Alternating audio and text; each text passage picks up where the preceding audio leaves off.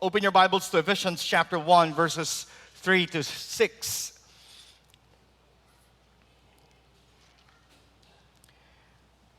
At ang ating pong series hanggang March sa morning service is called The God Who Saves. And we're going to look at sa salita po ng ating Panginoon, yung mismo pong gracious work ng Diyos sa ating pong kaligtasan. And this morning, we're going to focus on sovereign election. Sovereign election. Now, sa Greek mythology, meron pong tinatawag na Pandora's box. Have you heard of that? Sinasabi na itong box pong ito ay napaka-mysterious at sabi sa Greek mythology, be careful not to open it, huwag bubuksan, kasi once you open it, merong mga evil things that could come up. No? Kaya very careful ang mga Greeks to just keep it away. Ito'y isang bagay na ayaw nilang bigyang pansin kasi once you open it, baka ano yung mga bagay na makita natin. Interestingly, kapag pinag-uusapan ng doctrine of election, para bang Pandora's box ito? Ayaw mapag-usapan, ni mabanggit sa panalangin, sa Bible study, sa preaching on Sundays, o kahit na sa mga casual na chismisan, wag mong babanggitin yan. No? Para bang merong biglang something na evil thing na malalaman. Now, madali pong mapaniwala na hindi biblical ang pagtuturo ng doctrine of election. At meron pang ilang mga nagsasabi na kapag ikay naniniwala dito ay parang ikaw ay nasapian ng demonyo. Pero mga kapatid, as we look at God's Word today, and even as we start yung ating pong sermon series on the God who saves, lahat po ng mga assumptions na yon ay myth lamang. Mga haka-haka. Assumptions that are not proven in the scripture. What if, which, totoo naman, what if kung ang doctrine of election ay hindi po parang Pandora's box? Hindi po evil ang makikita natin, but we will see a God who is loving and gracious to sinners like you and me. Mga kapatid, as we walk through this new sermon series until March, makikita natin that our God truly saves. Pwede nating tawagin ang series din na ito na the Order of Salvation. I remember 2 years ago, sinimulan ng Class BC during sa kanila pong refresher course, ito pong tinatawag na Order of Salvation. And eventually, continue sa tinatawag na Doctrines of Grace. And we thank God na ito'y pinangunahan ni Pastor Ponce Medina. And you might ask, so bakit natin gagawin itong sermon series na ito bago yung 1 Timothy? Naniniwala po ako na bilang church, kailangan nating pag-usapan at kailangan nating tanggalin yung myth tungkol po sa doctrine of election. Na ito po'y hindi haka-haka, but it is a biblical truth founded in the very heart of Christ. At yan yung makikita natin sa verses 3 to 4 ng Ephesians chapter 1. Maganda rin po ito para mas lalo nating mapatibay ang ating paniniwala sa statement of faith natin sa Baptist Faith and Message, sa 5 solas, and the doctrines of grace. So to give you a little background, yung tinatawag po nating Order of Salvation. Next slide. Ito na. Ito yung topics na pag-uusapan natin in the next few Sundays. 9 sermons about the Order of Salvation. At sinasabi ni Dr. Joel Beeke sa kanyang librong Reformed Systematic Theology, Volume 3, ang kahalagahan ng pag-uusap o pagtalakay sa Order of Salvation. Sabi ni Dr. Beeke, first, ang salvation kasi resembles a story in that it has a beginning, middle, and an end. Ang ating pong kaligtasan sa ating Panginoong Yesus ay kwento tungkol sa kalooban ng Diyos na nagliligtas sa pamamagitan po ng perfect life and sacrifice ni Kristo at kapangyarihan ng banal na Espiritu. Itong order of salvation na pag-uusapan natin is not primarily about you. It's about God. Marami po sa atin ang lumaki sa Christian life. Akala ba natin na ang kaligtasan ay sariling gawa natin? Yes, naniniwala tayo, we memorize Ephesians chapter 2 verses 8 to 9, pero yung ating pong pamumuhay ay taliwas sa mismong pagtingin natin sa ating kaligtasan. Makikita natin that salvation from beginning and end, it's about God. Pangalawa, salvation involves distinct divine acts that stand in relation to each other. Ganito po ang sabi, pakinggan po ninyo sa Romans chapter 8 verse 30. Ang mga pinili niya noon, pang-una, ay kanyang tinawag. At ang mga tinawag ay kanya ring pinawalang sala. At ang mga pinawalang sala ay kanyang binahaginan ng kanyang kaluwalhatian. Ang ating pong kaligtasan is given to us in divine acts. And sila po ay interconnected. Tanggalin mo po yung isa dito, what happens is, ito yung tinatawag ni William Perkins na golden chain of salvation. Pag tinanggal mo yung isa dito, then mamimisplace ang lahat all together. Pangatlo, bakit mahalagang pag-usapan yung order of salvation sa salita ng Diyos? Kasi po ang kaligtasan is a work of the God of order. Sabi po ni Pablo sa 1 Corinthians chapter 14 verse 33, sapagkat ang Diyos ay hindi Diyos ng kaguluhan, kundi ng kapayapaan. Kaya ang paniniwala po na ang kaligtasan ay tanging sa ating Panginoong Diyos ay hindi po dapat magbigay ng confusion, ng anxiety, but it should give you comfort and joy. Tulad ng paglikha ng ating Diyos sa Genesis chapter 1, everything was in order. At ganun din sa ating pong kaligtasan. Fourth, the knowledge of the order of salvation preserves us from error. Ano ba ibig sabihin nun? Kasi kapag naunawaan po natin yung tamang doktrina tungkol po sa kaligtasan, ay hindi po tayo masusway ng ilang pang mga katuruan. And lastly, God's will for His people is to meditate on and experience each distinct blessing. So hindi lamang po ito nakasulat sa salita ng Diyos, but it is primarily ang desire ng Diyos ay maranasan ito ng bawat mananampalataya na tutugon sa pagtawag ng Diyos at susunod sa Kanya habang buhay. So I pray na as we talk about the 9 sermons po ng Order of Salvation, ay hindi ito parang Pandora's box.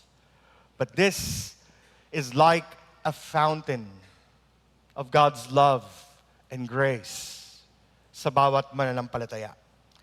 Now, take a look at Ephesians chapter 1, verses 3 to 6.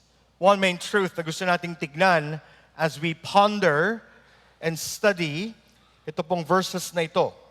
God sovereignly elects His people in Christ for His glory. God sovereignly elects His people in Christ for His glory. Hatiin natin sa tatlong bahagi ang verses 3 hanggang 6. Makikita natin that in verse 3, we are blessed by God in Christ. Verses 4a hanggang c, we are chosen by God in Christ. And verses 4d hanggang 6, we are loved by God in Christ. So yung last section po ay hanggang 6, hindi 5. That's my mistake.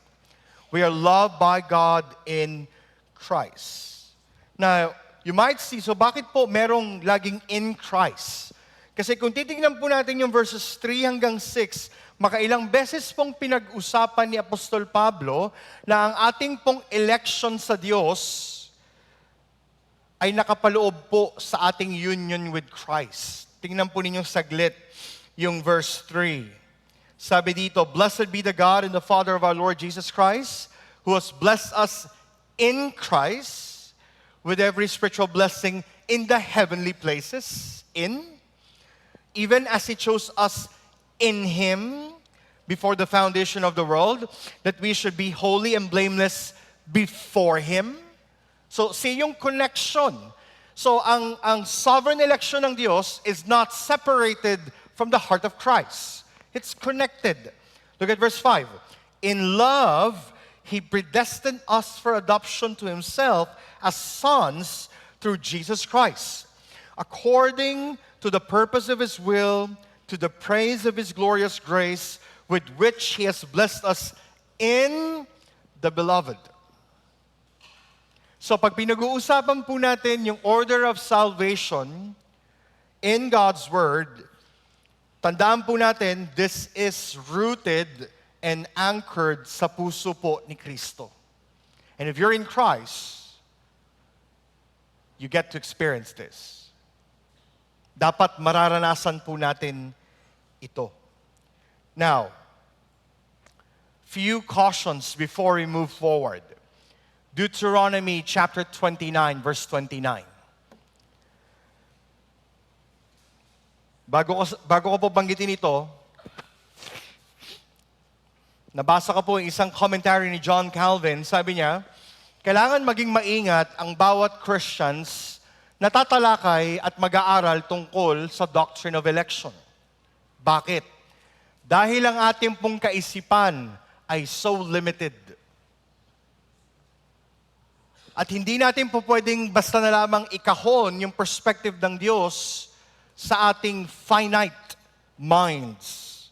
Kaya ang caution ni John Calvin, be careful. Huwag nating ilagay ang pag-iisip ng Diyos sa sarili nating kaisipan. Binanggit kanina sa Romans chapter 11, verses 33 to 36, hindi kailangan ng Diyos ng counselor. Hindi niya kailangan ng tagapagturo. He's greater than us. Kaya sabihin mo sa katabi mo, mag-ingat ka. Mag-ingat, ha? Now, let's read Deuteronomy 29, verse 29. "The secret things belong to the Lord our God, but the things that are revealed belong to us." So meron pong ilang mga bagay na hindi po ni-reveal sa atin ng Diyos. At kailangan nating maging kontento po doon.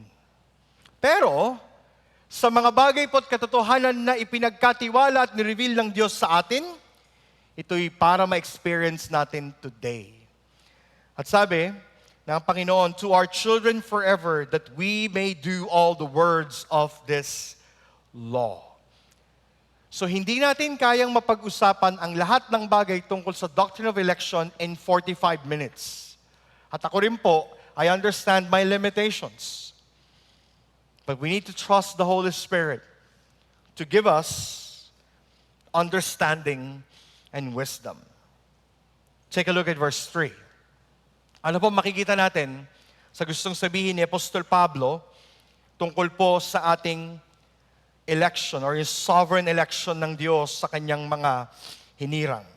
Nagsimula po ang verse 3 sa isang papuri sa pangalan po ng Diyos Sama, ng Diyos Anak, na siyang ating Panginoon. Paul is declaring God's immeasurable goodness sa kanya pong sulat, na magiging ground po ng spiritual status natin in Christ. Ano po yung unang word sa verse 3? Blessed be means a message of praise and commendation, declaration of a person's goodness. At ang sabi ni Apostol Pablo, "Blessed be the God and the Father of our Lord Jesus Christ." Ito po ay common na hindi po ito greeting, pero a word of praise sa Old Testament. At ang ibig sabihin ni Pablo is that yung supreme praise, yung pinakadakilang commendation, yung pinakadakilang kabutihan belongs to God, not to anyone else. Not even kay Paul. Therefore, God's goodness ay makikita lamang po din through His only begotten incarnate Son, Jesus Christ. And si Paul, sinisimulan niya yung pag-uusap sa doctrine of election with a praiseworthy note. Which means, hindi po natatakot si Pablo na pag-usapan ang doktrinang ito. He loves the doctrine of election. Ito yung nagmo-motivate sa kanya na magpatuloy sa kanyang Christian life. Ito yung nagmo-motivate sa kanya to be in the ministry. At para kanino po ang sulat na ito? Look at verse 1. To the saints who are in Ephesus and are faithful in Jesus Christ. Kasi sabi ni Pablo, continuing in verse 3, who has blessed us. Yung word na us, kasama niya po yung church in Ephesus, who are considered elect in Christ. Now, yung pagiging blessed po ay nagmumula sa goodness ng Diyos through His Son. At kapag sinasabi ni Apostle Pablo that tayo po'y blessed in Christ, hindi lamang po material blessing yung gusto niyang tukuyin. But this is the spiritual blessing. So tingnan niyo po ang inyong katabi. Blessed ba yan in Christ? Oh, but parang hindi po kayo convinced. If you're in Christ, you're blessed. Ganun na sabi ni Pablo, hindi po ba? Blessed be the God and the Father of our Lord Jesus Christ, who has blessed us in Christ. So, ang ating Panginoong Diyos, yung blesser, at anong ginagawa ng Diyos? Pinapadaloy po niya ang kanyang pagpapala sa ating Panginoong Yesus upang ito'y maranasan natin. We get to experience it. So, hindi lamang po siya head knowledge. Hindi lang sapat na alam natin yung doctrine of election. Dapat ito po'y nagbibigay ng kakaibang desire sa puso na bigay ng papuri sa Diyos. Bakit kailangan ganun po yung effect sa atin ng doctrine na ito? Because apart from Christ, we are cursed. Apart from Christ, we are condemned. Apart from Christ, we are doomed. Apart from Christ, tayo po ay diretso sa impyerno. But thanks be to God, because in Christ, we are spiritually blessed. Hindi pa tapos si Pablo. Look at verse 3.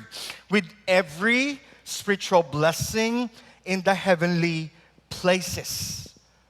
So it's like, ang gusto sabihin ni Pablo, yes, we're blessed in Christ, at ang Diyos ang blesser natin, at ang sakop nito ay hindi mai-imagine ng inyong kaisipan. With every spiritual blessing in the heavenly places. Sino na ba nakapunta sa atin sa langit? Wala pa naman. So, ibig sabihin, yung pinag-uusapan dito ni Pablo is beyond your imagination. Which means, hindi kayang maarok ng ating kaisipan. Limited yung ating kakayanan. Pero ang blessing ni Lord ay pinagkakatiwala niya po ito sa atin. He allows us to experience this by grace. Tingnan po ninyo yung 2 Peter chapter 1 verses 3 to 4. Tinanggap natin sa pamamagitan ng kapangyarihan ng Diyos ang lahat ng bagay na magtuturo sa atin upang tayo mamuhay ng makadiyos. Ito'y dahil sa ating pagkakakilala kay Jesus, na siyang tumawag sa atin upang bahaginan tayo ng kanyang kaluwalhatian at kadakilaan. At ang sabi ni Peter, tinanggap daw natin yung kapangyarihan ng Diyos. At part po doon yung blessing that comes from Christ. So yung 9 sermons about the order of salvation, mga kapatid, consider it as God's blessing sa bawat isa sa atin. God's blessing. If you're in Christ, you are blessed by God in Christ. Second, look at verse 4. We are chosen by God in Christ. We are chosen by God in Christ. Look at verse 4. Even, so still connected dun sa spiritual blessings sa verse 3, even as He chose us in Him. Now, yung word pong chose is in past tense. From verses 3 to 14, actually sa original language sa Greek, isang sentence lang po ito. At sinasabi ng mga Bible scholars na yung verb na chose, ay yung would say na itong verb na ito ay hindi po subordinate sa iba pang mga verbs in verses 3 to 14, which tells us that this is a very important action ng Diyos. Mga kapatid, if you're in Christ, He chose you. Now, hindi ko alam kung ano po ang inyong nararamdaman kapag sinasabi sa inyo, "Hoy, pinili ka ng Diyos." But I hope, nagbibigay po sa atin ito ng kagalakan. Kasi God sovereignly and freely chooses mula po sa kanyang kalooban to save a multitude of people for His own sake. And like what I said po, if you are a genuine believer, God has chosen you. Ang sovereign election ng Diyos sa kanyang mga hinirang o pinili ay nakaugat kanino? Kay Kristo. Even as He chose us in Him. Now, kailan po nangyari ito? Look at verse 4 still. Before the foundation of the world. Before Genesis 1:1. Meron na pong nagawang pagpili. Now, bakit kailangan pumili ang Diyos before the foundation of the world? Upang ang basis ng Diyos ay hindi dependent sa anumang human feelings, responses, wills, and actions. Parang Diyos ay walang utang na loob sa atin.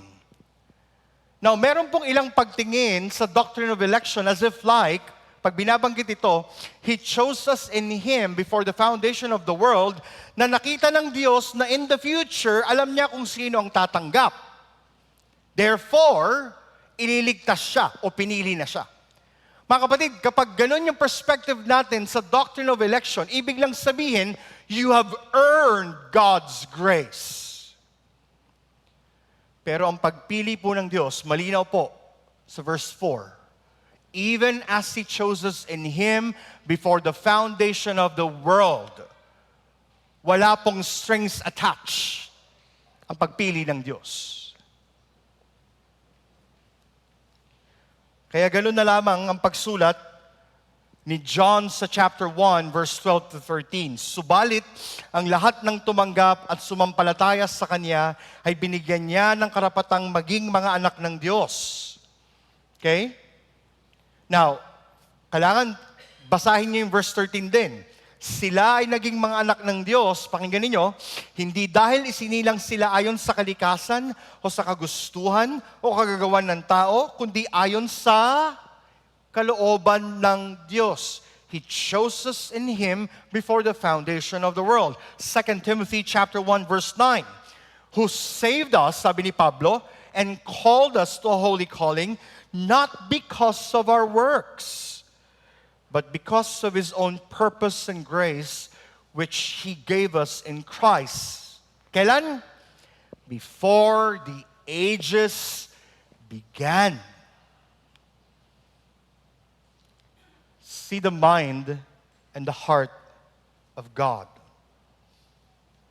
Now, paano po natin malalaman na tayo'y pinili ng Diyos before the foundation of the world? Simple lang naman. Kung tayo'y merong tunay na pananampalataya kay Kristo. At tayo'y patuloy na sumusunod ngayon sa Kanya. Sabi nga ni Charles Spurgeon, ang mga pinili ng Diyos ay wala naman pong parang dot na siopaw dito, no? At yun lamang yung, di ba, yun lang yung share mo ng gospel. Wala pong ganun. Pero makikita rin natin na as we talk about the doctrine of election, God's election is unconditional. Ano po ibig sabihin nun? Hindi pinili ng Diyos ang kanyang bayan o sino man, batay sa kung sino sila o kung ano ang kaya nating gawin sa anumang potensyal na mayroon tayo o maring nakita niya sa atin. Sa halip, pinili niya tayo nung wala pa tayong natutugunan na anumang kondisyon o obligasyon. So that we can say with Paul, na we are saved only by God's grace. Now, pag pinag-uusapan natin yung doctrine of election, maaaring meron mga common questions kayong maririnig. Parang ganito. Parang unfair si Lord. Unfair yan. Yung doctrine of election, huwag natin pag-usapan. Kasi it talks about an evil God. Now, pakinggan po ninyo ako. Kung nais natin na maging fair ang Diyos sa atin, wala ni isa sa atin na maliligtas. Naunawaan po ba natin yan? So be careful in what you say kapag sinabi mong ang doctrine of election is actually an unfair doctrine. Wala siyang pipiliin dahil tayong lahat ay makasalanan. You want fairness? All of us will go to hell. You want fairness? You're condemned. You want fairness? You'll receive judgment and wrath. Lahat tayo'y walang nais pumili po sa Diyos, kundi ang ating mga sarili. At dahil dito, in terms of fairness, ang deserve natin ay kamatayan, hell-bound. Yan po yung fair judgment. So be careful what you say.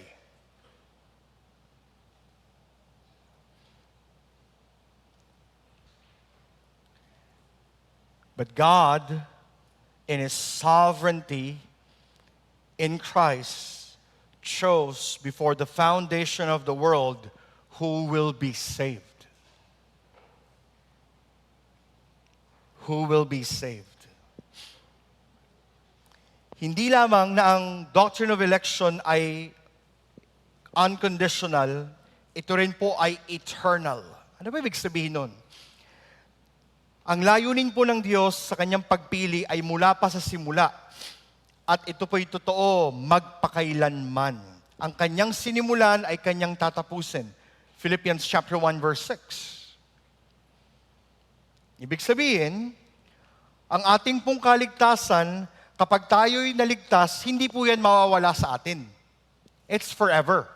Meron pong ilang mga denomination, Christian denomination na naniniwala na nawawala po yung kanilang salvation. Kaya every Sunday, laging may altar call, every Sunday, umiiyak, every Sunday, parang hindi siya certain about sa kanyang kaligtasan. Mga kapatid, if God has chosen you, ibig sabihin, binuksan din ng Diyos ang ating mga puso upang manampalataya sa Ebanghelyo at ang kaligtasang ito'y mananatili sa atin hanggang sa siya'y ating muling makita.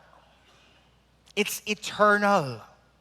It cannot be taken from you. Dahil nga ang pagpili ng Diyos ay hindi nakadepende sa ating gagawin, hindi siya nakadepende sa ating future actions. It is dependent on God. Therefore, it is sealed. Now, I hope na kayo po ay parang medyo comfortable na sa salitang election. Kasi, alam niyo po ba na sa New Testament, ang mga mananampalataya ay hindi po tinatawag unang Christians. Ang tawag po sa kanila ng mga Christian writers ay elect.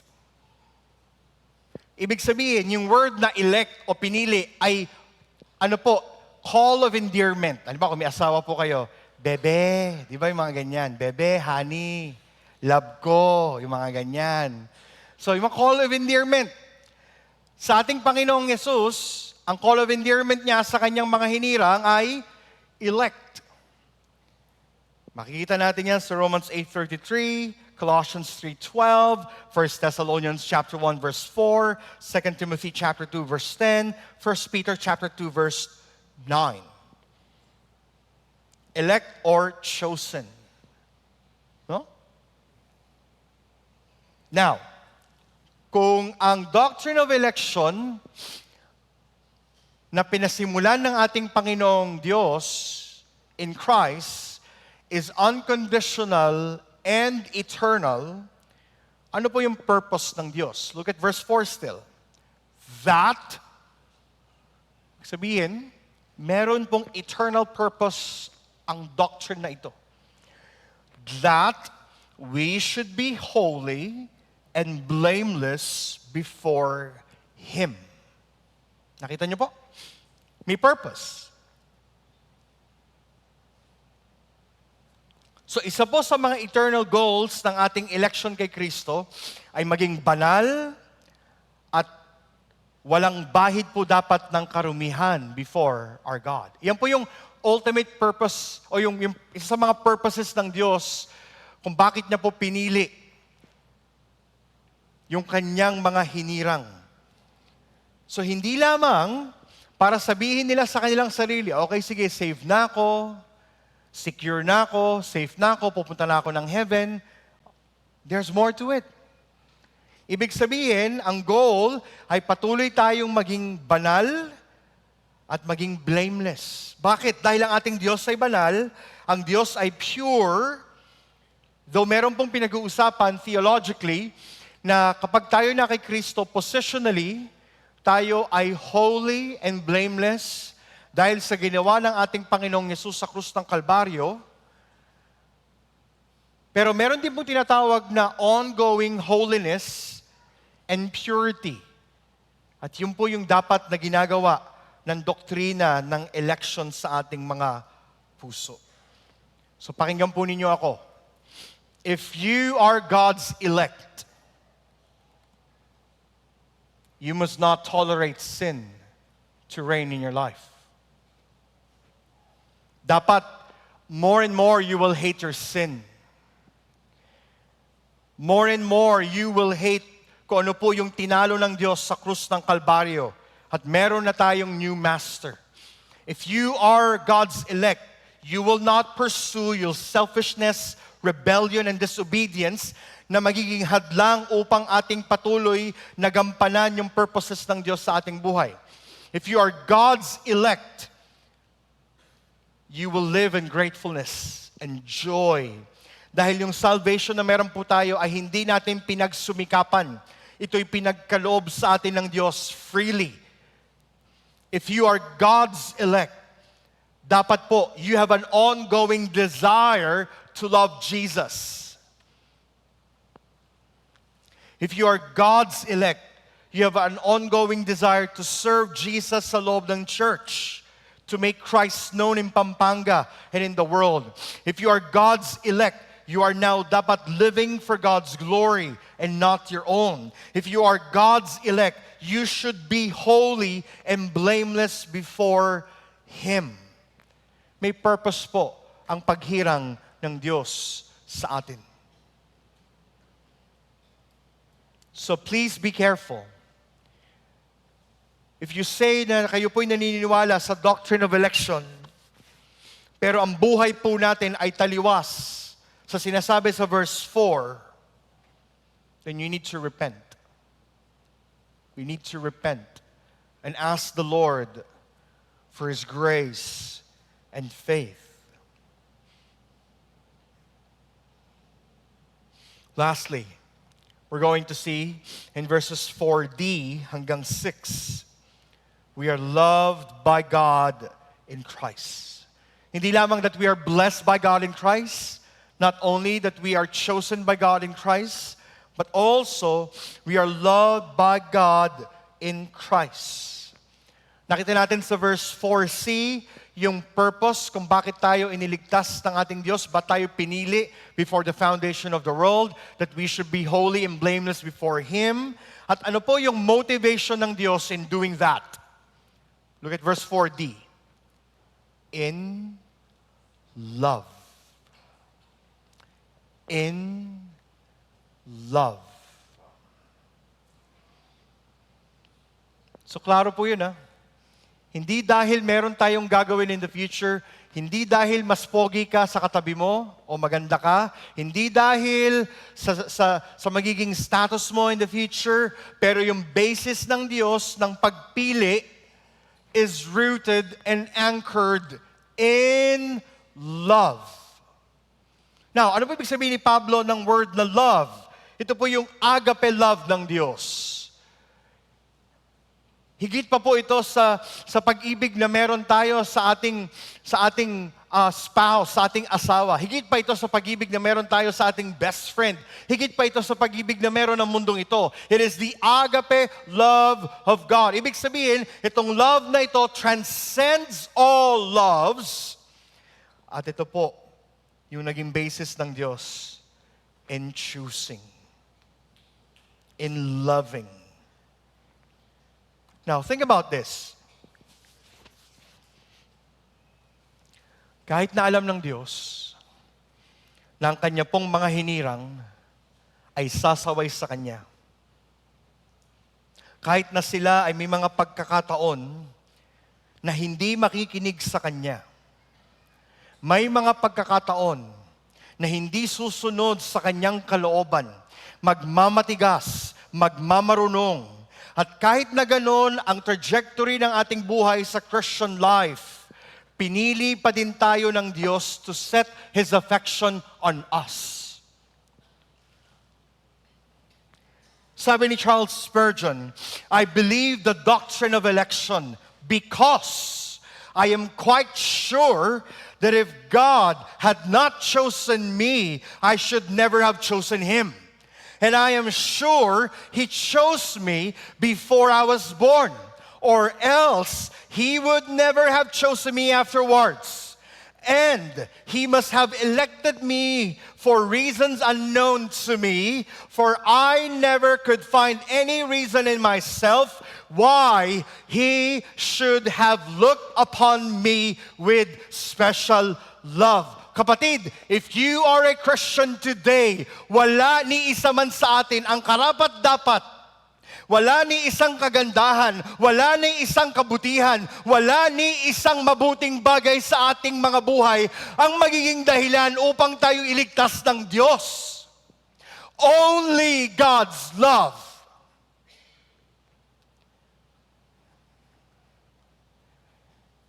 Only His love. If not for His love, mga kapatid, you're not here.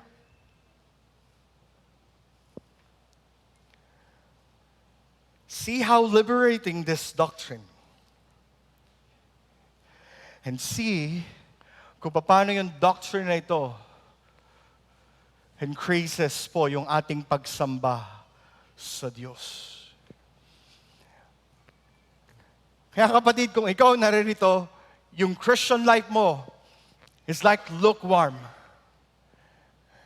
Kung yung buhay mo is not without joy, think twice. Hindi yan yung reason why God saved you. The reason why God saved you is that we may experience the fullness of joy. Yung presence ng Diyos that has pleasures forevermore. Yun yung nais ng Diyos for us to experience. That's the very purpose why He chose you.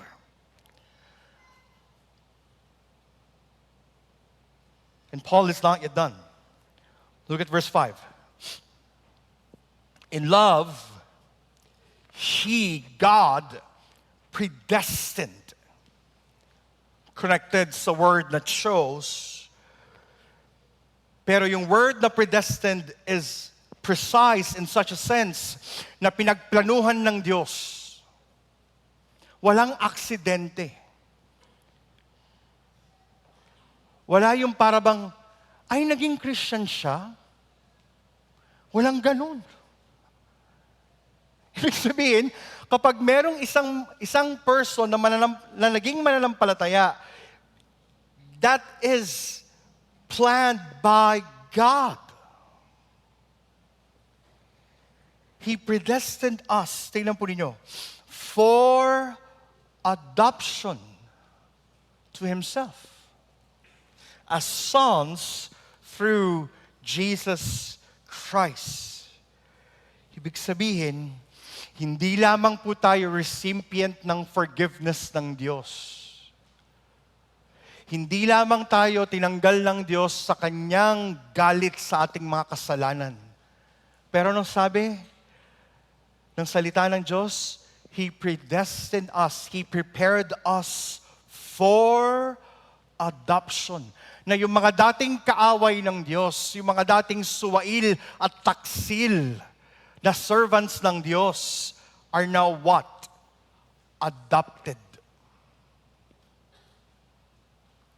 Kaya we can experience verse 3, yung spiritual blessings in the heavenly places. Bakit?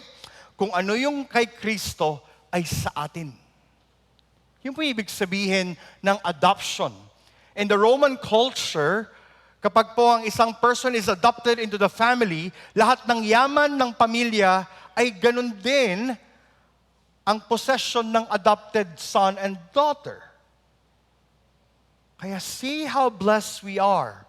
At hindi lang tayo basta inadopt ng ninuman, we are adopted to Himself as sons through Jesus Christ. Mga kapatid, in the great love of God, hindi lamang po tayo citizens and servants and friends. He makes us children. God lovingly draws redeemed sinners into the intimacy of His own family.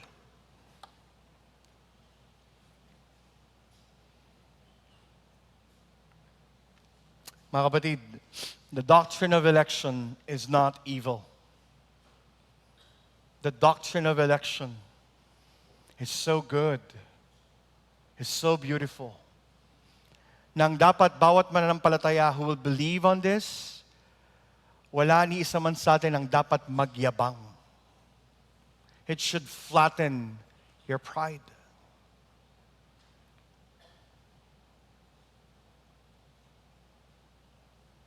Now, maaaring meron din magtanong, sige, so pastor, kung ang Diyos ay sovereign in our salvation, paano natin i-reconcile yung human responsibility of choosing God?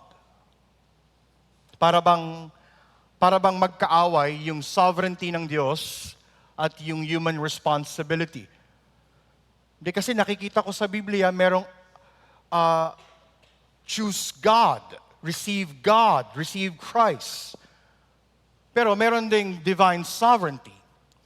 Sabi ni Charles Spurgeon, hindi natin sila dapat i-reconcile. Kasi first and foremost, hindi sila magkaaway. They're together. But we need to keep in mind, again, with our limited minds, yung human responsibility is always under God's sovereignty. Hindi po pwedeng tayo yung mag-reign.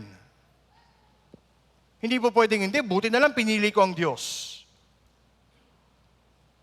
Buti na lang, one time, nung nag-altar call, tumayo ako at talagang binigay ko ang buhay ko sa Diyos. Mga kapatid, the only way na nagawa natin yun is because God has called you.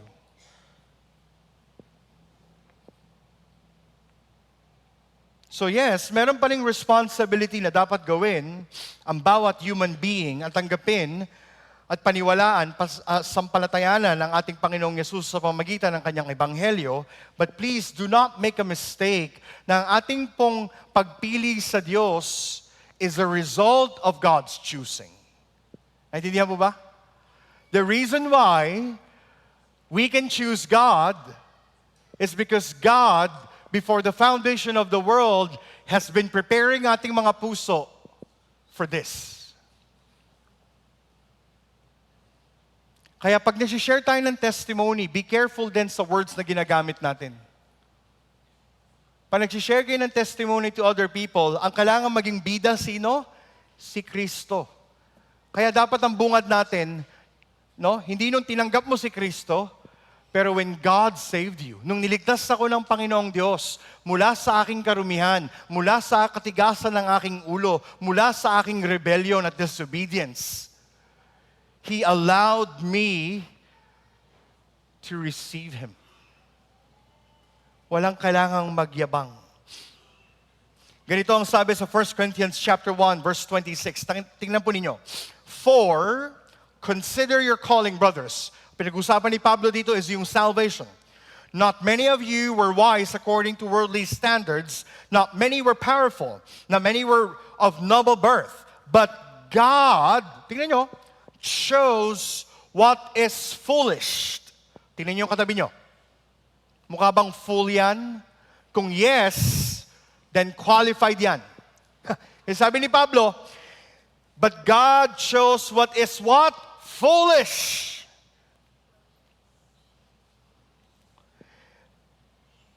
God chose what is foolish in the world to shame the wise. God chose what is weak. Mga kapatid, sinners like you and me are weak, foolish. God chose what is low and despised in the world, even the things that are not, to bring to nothing things that are, so that no human being might boast in the presence of God.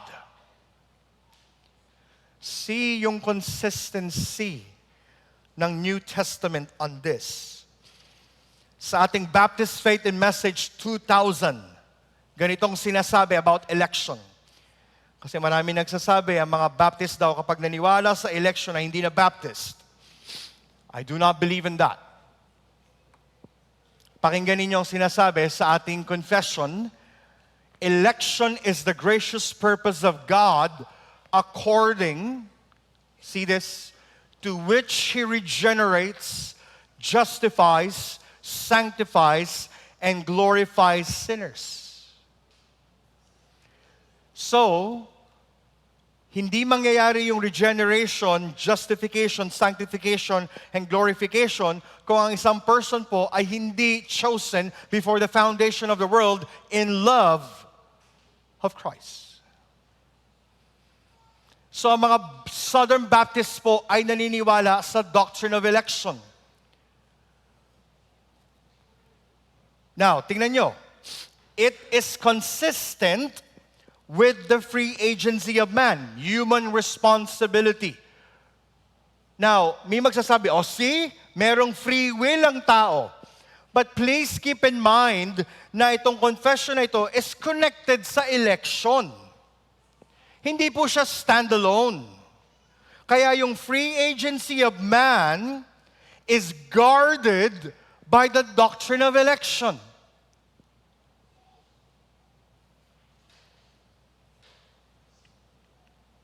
And comprehends all the means in connection with the end.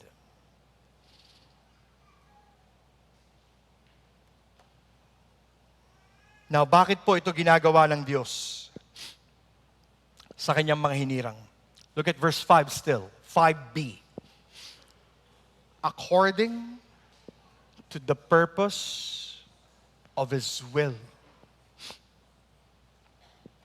Hindi kalooban ng sino mang maliligtas, hindi kalooban ng sino mang tatanggap, kundi kalooban ng Diyos. That's why ang ating pong salvation kay Kristo is sealed. Is sealed. And what is the end goal? Look at verse 6. 2, yun yung end goal. 2, lahat ng binanggit ni Pablo sa verse 3 hanggang 5.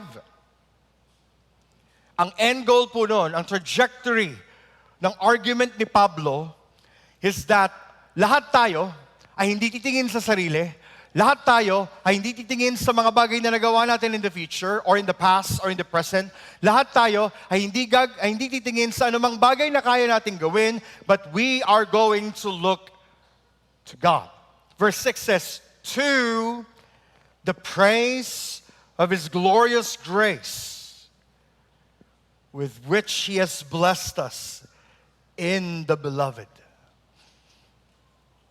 Mga kapatid, God sovereignly elects and saves us for His own glory.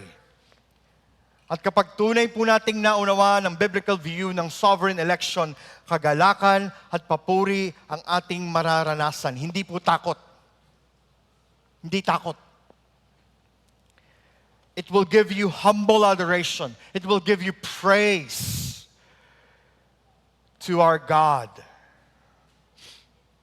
Mga kapatid, ito ang ultimate goal ng sovereign election para wala ni isa sa atin ang magyabang, magmalaki, na mayroon tayong kayang gawin in front of a holy, righteous, just God. Dahil ang kaligtasan ay 100% of God.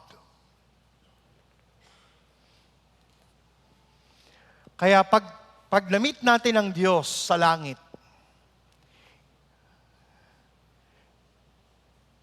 wala pong pwedeng magsabi na, Lord, salamat dahil 99% niligtas mo ako. At 1% ako yun. Itong verses pong itong will not make sense.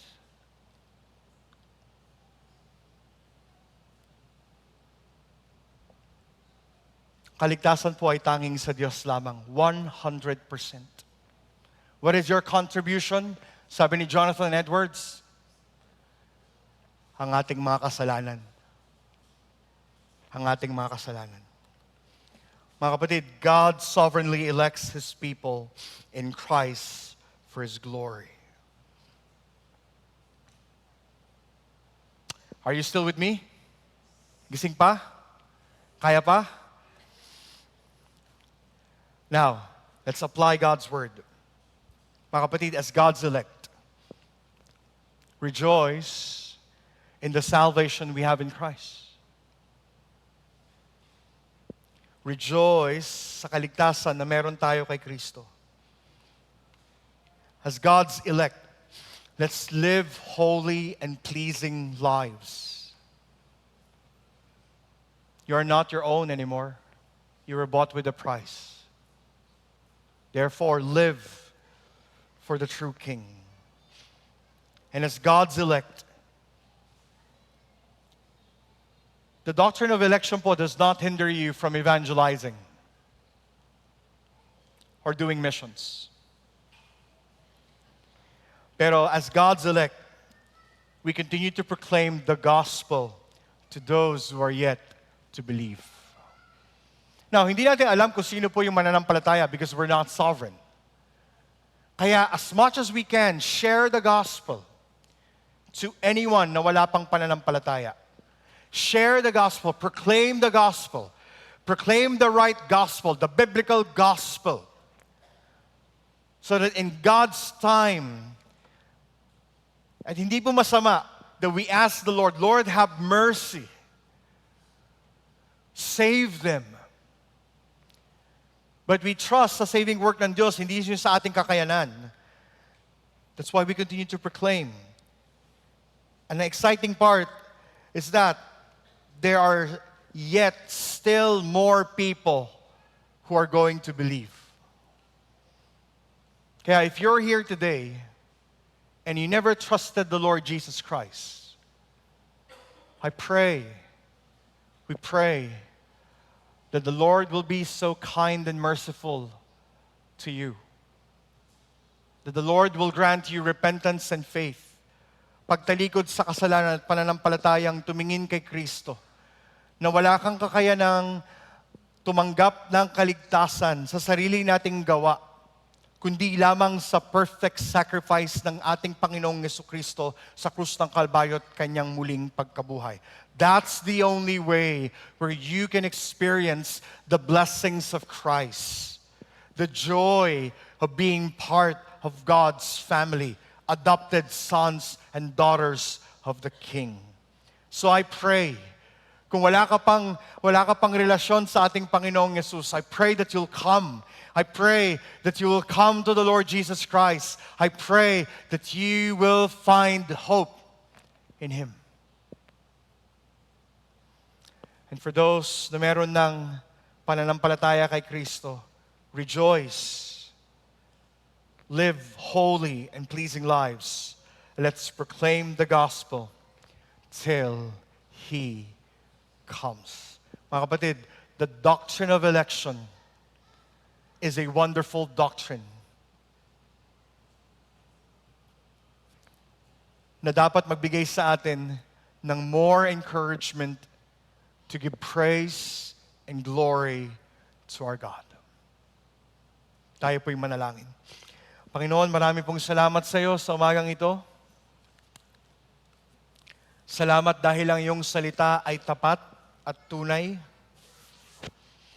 Hindi namin kailangan manatili sa mga haka-haka o sa mga bagay na aming pong natutunang hindi po ayon sa inyo. Ang inyo pong salita sets us free from confusion, pero gives us direction na magpatuloy sa inyo. Tulungan niyo po kami to rejoice sa kaligtasan na aming pong tinanggap, to live holy and pleasing lives, and to proclaim the gospel to those who are yet to believe. Salamat po dahil maaari kaming mamuhay na merong confidence kay Kristo. Not of our works, but because of the work you have done.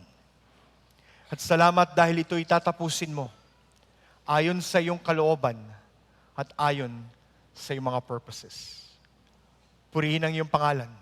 Ito pong aming dalangin sa pangalan ni Jesus. Amen.